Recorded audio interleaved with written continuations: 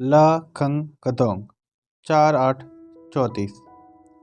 आज जब हम सोए पड़े थे और घर में भी अंधेरा था, तभी सोनम गेंज आ पहुंचा।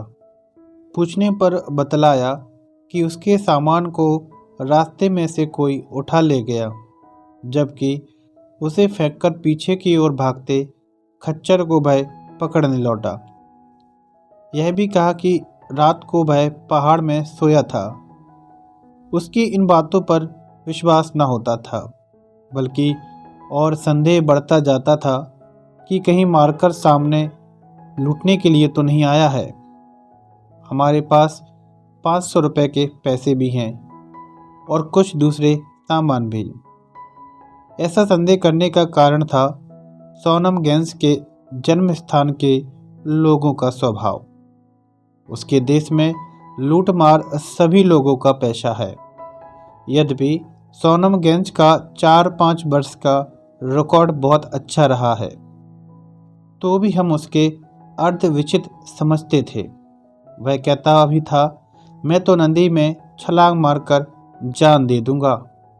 इस प्रकार आज रास्ते भर हम लोग सशंकित और सजग ही चलते रहे। स्थग लुंगमठ से प्राय 1.5 मील तक साधारण ढालू भूमि पर चलकर एक सूखे पत्थरों को जोड़कर बनाए पुल से हम धार के बाएं हो लिए। रास्ते में पहाड़ के वृक्ष में ढके एक मठ का फोटो लिया।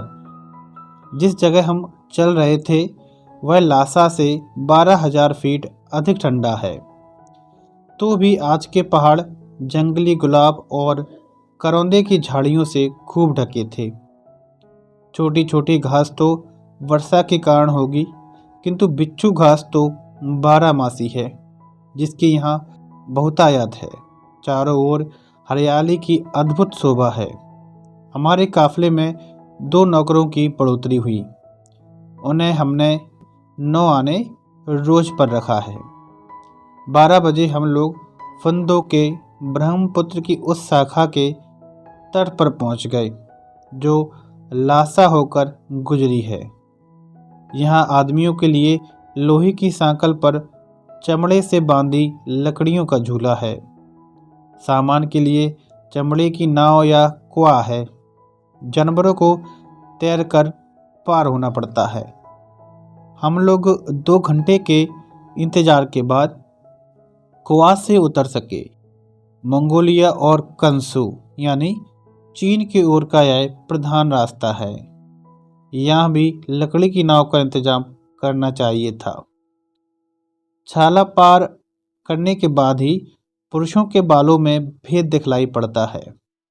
ये लोग खम्बालों की भांति सामने के बालों को कैंची से कटवाते हैं।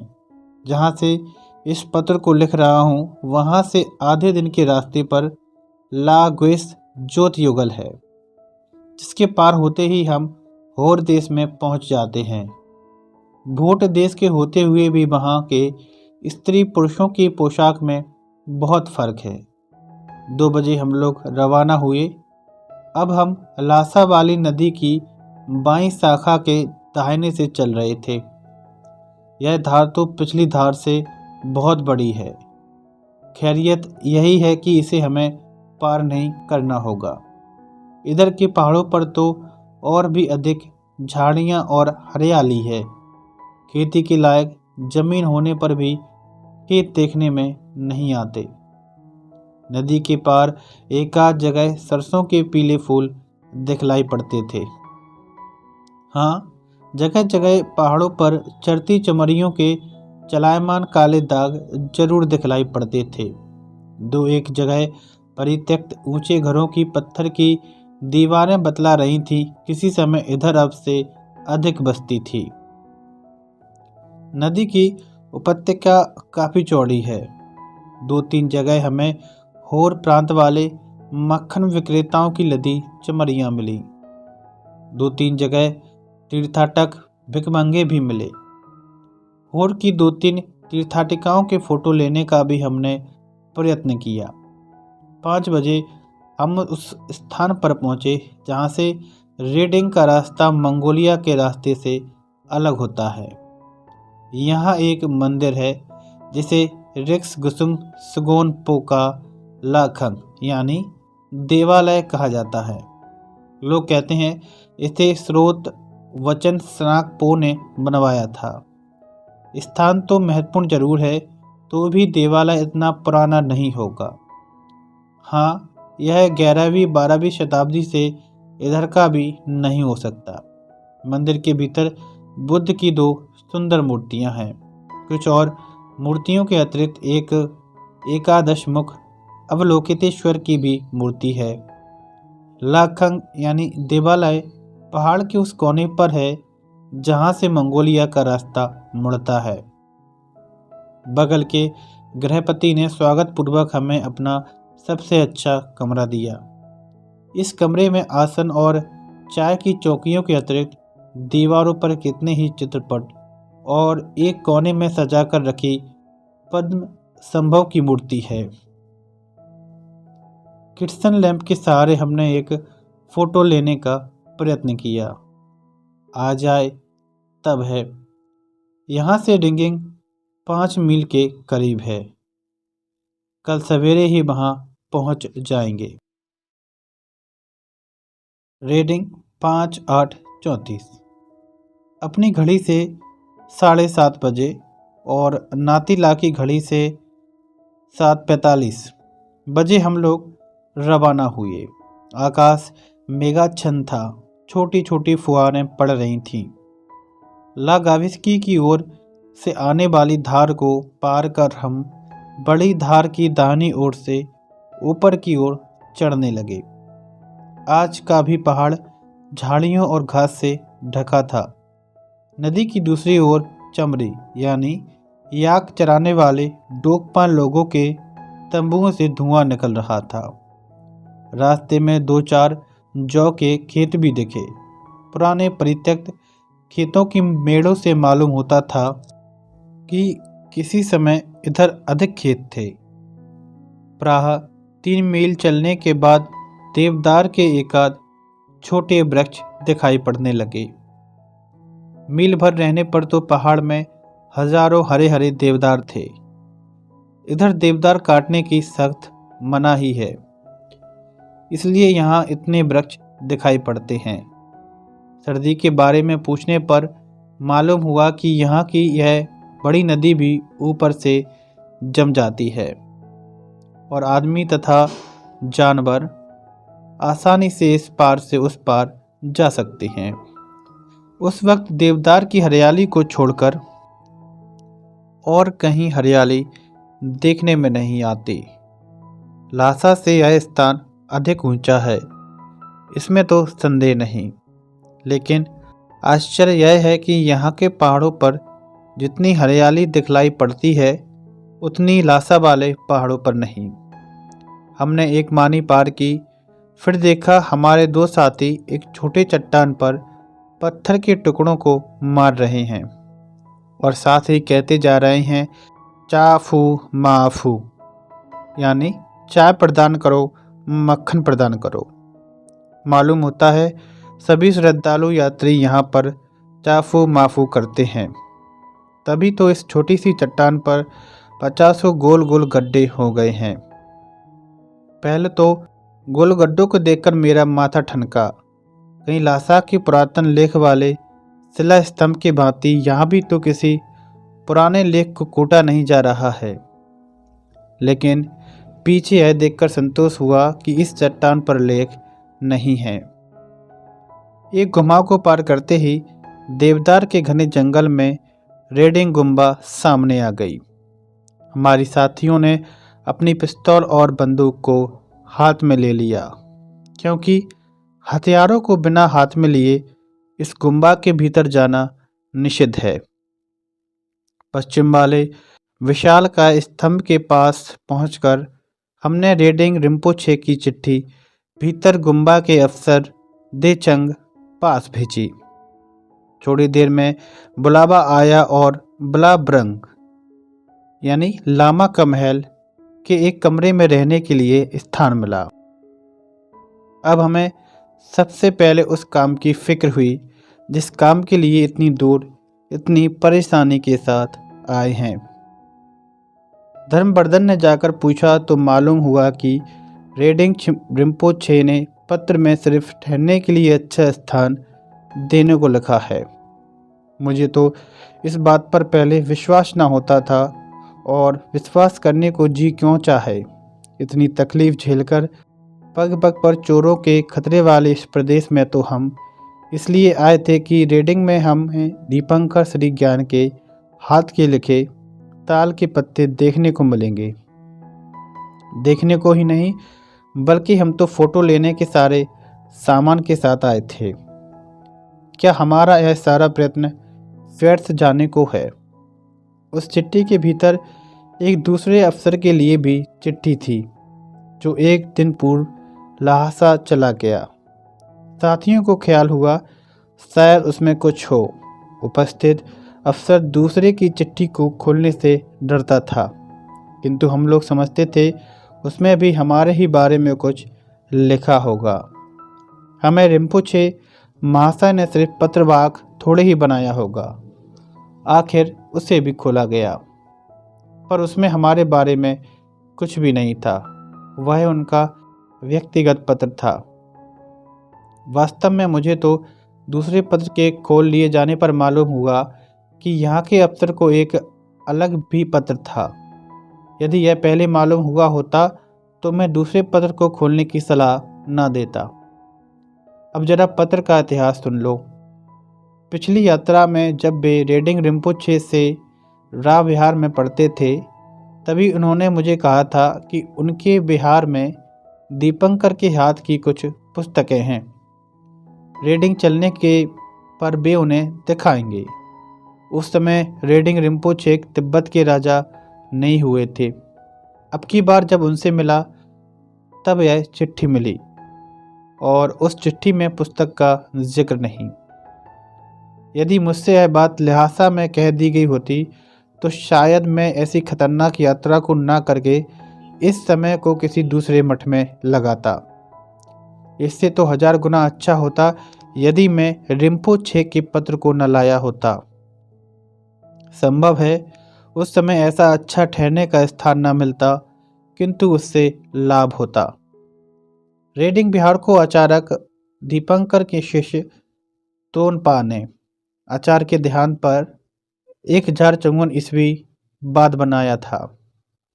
अब्रोम तोनपा भिक्षु न होते हुए भी आचार्य का प्रधान शिष्य था और तिब्बत में उनके पहुंचने के वक्त से ही वह छाया की भांति बराबर साथ रहा। उसके बनाए बिहार में आचार्य की चीज़ों का होना जरूरी ही ठहरा। इन चीज़ों में ऊपर कहीं एक तालपत्र की पुस्तक का बस्ता है जिसका आधा भाग चल गया बतलाया जाता है। इसके अतिरिक्त कुछ पुराने चित्रपट हैं जिनमें 2 वे हैं जिनको चित्रकार ने दीपंकर को देखकर बनाया था और जिनका वर्णन दीपंकर के पुराने जीवन चरित्र में भी आता है। अफसर भिक्षु ने दूसरी चिट्ठी के खुलने से पहले कहा था कि सोने का चढ़ावा चढ़ाने से दीपंकर वाले दोनों चित्रपट बाहर लाए जा सकते हैं। उस वक्त फोटो ले लेना, पर दूसरी चिट्ठी में कुछ न देखने पर हमने फिर चित्रपट की बात छोड़ दी। मध्याह्न भोजन के बाद एक पथ प्रदर्शक के साथ हम भिन्न भिन्न मंदिरों के दर्शन के लिए चल पड़े। पहले पश्चिम भाग के गसेर बोम मंदिर में गए। मंदिर छोटा है जिसमें दीपंकर, अब्रोम सा, तोनपा आदि की छोटी छोटी मूर्तियां हैं। गुम्बा में भिक्षुओं की रजिस्टर संख्या तो 370 बतलाई जाती है, किंतु कुत्तों की संख्या भी काफ़ी है। गसेर अबोम यानी लाख स्वर्ण मंदिर में वैसा सोना तो नहीं दिखलाई पड़ा, पर ठीक द्वार पर ही एक कुत्ता मरा पड़ा था जिसे हटाने की जरूरत अभी लोग अनुभव नहीं कर रहे थे। वहां से परिक्रमा में होते हम स्कोम पल खंग में पहुंचे। प्रशिष्ट तथा सर्वा का शिष्य था। कौन? स्कोम पला खंग में, ठीक है, सगोम अब्रोम सतोनपा।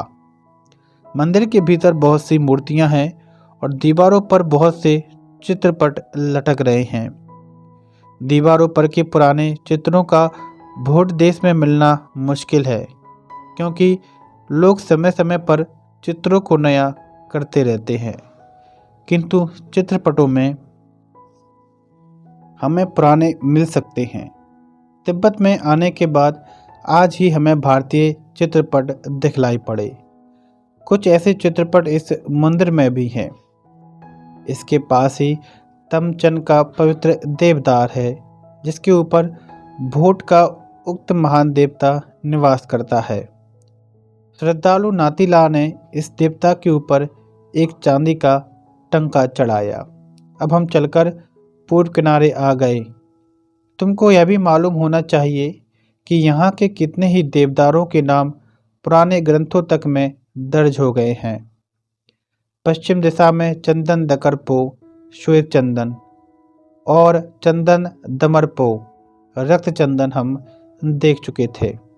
अब पूर्व की ओर गुरुसिल और योनतड़ गुण के 2 देवदारों को देखा। इन पुराने देवदारों में कितने ही अब सूख गए हैं, फिर भी उनको कायम रखा गया है। अब हम प्रधान देवालय गचक बलक खंग की ओर चले। रास्ते में ऊपर की ओर एक तल्ले की बहुत सी घरोंदे जैसी अस्त व्यस्त कोठरियाँ हैं। इन्हीं में यहाँ के भिक्षु रहते हैं। रास्ते में एक नाग देवता की झोपड़ी है और फिर आधा दर्जन कुत्तों की बैठक। प्रधान देवालय यहाँ का भी स्तंगलुंग के प्रधान देवालय की तरह भीतरी आंगन वाला है। हाँ, इसकी दीवारें उतनी ऊंची नहीं हैं। यह आंगन भी पीछे से जोड़ा गया मालूम होता है, क्योंकि डोमतोन का बनाया छोटा मंदिर आंगन के पूर्व उत्तर कोने पर है। दक्षिण का भाग खंभों के बरामदे में है, जिसके पश्चिमी भागों में 84 सिद्धों के चित्र भीत पर बने हुए हैं। चित्र बहुत पुराने नहीं हैं, तो भी उनमें कितनी ही पुरानी परंपरा है। पश्चिमी बरामदे या बारादरी से होते हुए हम उत्तरी भाग के पश्चिम वाले देवालय में घुसे। बिजली बत्ती हमारे हाथ में थी। भीतर 2 स्तूप और बुद्ध तथा मैत्रेय की मूर्तियां हैं। दीवारें 23-24 हाथ से कम ऊंची ना होंगी और उनके सहारे कंजोर तंजोर की पुस्तकें छत तक चुनी गई हैं। ये सभी पुस्तकें हाथ से सुंदर अक्षरों में लिखी गई हैं। इनमें से बहुत सी तो 700 वर्ष की होंगी। किन्हीं किन्हीं पर पहले के मालिकों के नाम भी हैं। ग्रब फूपा नाम से किसी विद्वान का नाम बहुत सी पुस्तकों में देखा जाता है। इस देवालय के पास पूर्व की ओर दूसरा देवालय है। इसमें भी स्तूपों और मूर्तियों के अतिरिक्त वैसी ही पुस्तकों की छलनियाँ दीवार के सहारे जोड़ी हुई हैं। कुछ पुस्तकों के पन्ने तो कीड़े खा भी रहे हैं, पर कीड़ों को खाकर खत्म करने में अभी शताब्दियां लगेंगी। इस समय कीड़ों के भक्ष होने के सिवा इनका कोई प्रयोजन भी नहीं मालूम होता। ये इस तरह नहीं रखी गई कि उनमें से कोई पुस्तक निकाली जा सके। मैं सोच रहा था कि भोट देश के पुराने मठों में कैद इन पुस्तकों का कभी उद्धार होगा। सोचने से तो यही मालूम होता है कि किसी मोहम्मद बिन बख्तियार का पैदा होना असंभव होने से शायद समय समय पर मंदिरों को तबाह करने वाले अग्निदेव ही इनका उद्धार करें, अथवा शायद किसी समय ज्ञानपूर्वक और क्षोभपूर्वक उनका ही उद्धार हो। दूसरी बात अधिक जस्ती है, किंतु अभी तो उसके लिए बहुत छीड़ सी लाली पूर्व की ओर दिखलाई पड़ती है। फिर सोचने लगा, क्या नालंदा और विक्रमशिला में भी शताब्दियों से एकत्र ताल की पोथियों को इसी प्रकार रखा गया होगा, जबकि मोहम्मद बिन बख्तियार की फौज आग और तलवार लेकर उनके द्वार पर पहुंची थी। पर ऐसी छल्ली बनाने में ताल की पुस्तकों का आकार बाधक था। अंत में हम सबसे कोने वाले पुराने मंदिर में गए। यह औरों की भांति विशाल नहीं, पर डोम तोन का बनवाया होने से यह परम पवित्र है। इसके भीतर प्रधान मूर्ति मंजू वज्र की एक छोटी सी पीतल की मूर्ति है। यह मूर्ति ख्रोफू लोचाबा जन्म 1173 ईस्वी के पास थी। यही वह लोचाबा है जो सन 1200 में विक्रमशिला के प्रधान आचार्य शाक्य श्रीभद्र को नेपाल से भोट ले आया था। पश्चिम ओर की दीवार पर प्राय 5-6 हाथ ऊपर कांच लगे 2 बक्सों के भीतर दीपंकर श्री ज्ञान के वे 2 चित्र हैं जिन्हें चित्रकार ने उन्हें देखकर बनाया था। दक्षिण की ओर के चित्रपट में आचार्य के बाएं हाथ में एक तालपत्र की पुस्तक है और दाहिना हाथ उपदेश मुद्रा में है। चेहरे का बुढ़ापा तथा खोपड़ी और मुंह का लंबापन भी बतलाता है कि उक्त कथानक में कुछ सत्य का अंश है। वैसे तो तुम जानते भी हो कि धर्म स्थान झूठ के अड्डे हैं। शायद उतनी झूठी कथाएं और जगह नहीं मिलेंगी जितनी धर्म के दरबार में। धर्म वस्तुतः झूठ की आयु को लंबा करने में बड़ा सहायक होता है। इस मंदिर में भी झूठ का एक बड़ा इश्तिहार है। वर्तमान रेडिंग लामा के, जिनकी आयु इस समय 22 वर्ष की है, पैर का एक काले पत्थर पर निशान कांच के भीतर रखा हुआ है। श्रद्धालु भक्तों से कहा जाता है कि बचपन में लामा रिम्पोछे ने पैर को महज स्वभाव से पत्थर पर रख दिया था और उस पर यह निशान उतर आया। यदि समंतकूट और नर्मदा नदी की पहाड़ी पर बुद्ध के बड़े बड़े पाद चिन्ह उतर सकते हैं, तो यहाँ एक अवतारी लामा के छोटे से पद चिन्ह के उतरने में कौन सी असंभव बात हो सकती है। यदि भगवान अपने भक्तों के झूठ के इस तूफानी बदतमीजियों को देखते तो क्या कहते। अब हम दूसरे नंबर वाले मंदिर के द्वार के बाहर स्तंभागार में आए। रेडिंग के पुराने चित्रपट आजकल यहीं टांगे गए हैं। इन चित्रपटों की संख्या दर्जन से अधिक है। सभी चित्र अजंता की चित्रकला से अभिन्न हैं। मुझे तो आशा न थी कि अजंता से इतनी समानता रखने वाले चित्रपट यहाँ हो सकते हैं। 2 में तो अजंता के प्रसिद्ध बोधिसत्व जैसी खड़ी तस्वीर हैं।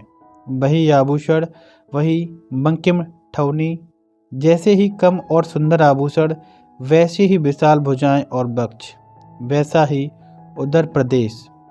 फोटो लेने की अनुमति न होने से मैं उनकी नकल भारत नहीं ला सकता। इसका बड़ा अफसोस रहा। अपने स्थान पर लौटकर मैंने धर्मवर्धन को एक चित्रपट की नकल करने के लिए भेजा। उन्होंने अभी सिर को भी पूरा नहीं उतारा था कि हुक्म आया कि रेडिंग रिम्पोछे के पत्र में अनुमति नहीं है, इसलिए नकल नहीं कर सकते। आज के बर्ताव से चित्त को अत्यंत क्षोभ हुआ। रेडिंग के लिए बहुत खेद हुआ। यदि उन्हें मंजूर ना था तो लासा में ही क्यों नहीं कह दिया हाँ कहकर वैसा पत्र लिखना कभी भद्रोचित नहीं कहा जा सकता। इस मठ में एक बार आग लगी थी जिसमें ये चित्रपट बाल बाल बचे हैं। नहीं कहा जा सकता कि भारतीय कला की अमूल निधि और दीपंकर के हाथ की है पवित्र पुस्तक, जिसमें शायद उनकी हिंदी में रचित वज्रासन वज्र कीर्ति भी हो, न जाने कब इन नादान रक्षकों के हाथ से सर्वदा के लिए नष्ट हो जाए। जब दूसरी ओर ख्याल करता हूँ तो मुझे ऐसे क्षोभ का कारण भी नहीं मालूम होता। प्रभुता पाकर ऐसा भाव होना संसार में सर्वत्र देखा जाता है। पवित्र समझी जाने वाली वस्तुओं के साथ भी ऐसा बर्ताव होता ही है। मुंह पर अप्रतिभ कर बात न करना भी मनुष्य का स्वभाव है। खिलाड़ी सभी बाजियां नहीं जीता करते, तो मुझे इस असफलता पर क्षोभ क्यों।